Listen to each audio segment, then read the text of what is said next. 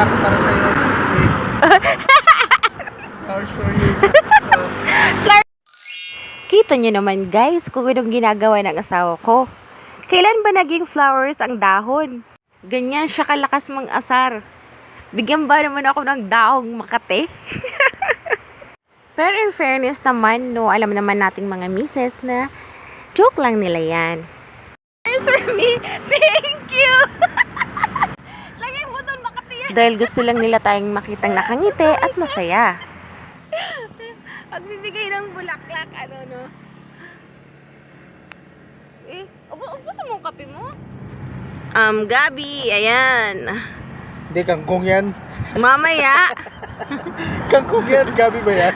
mamaya, lalagyan namin yan ng prinitong, Tsaka prinitong baboy. oo, Big sweet taba yun. Para mas maganda doon liempo.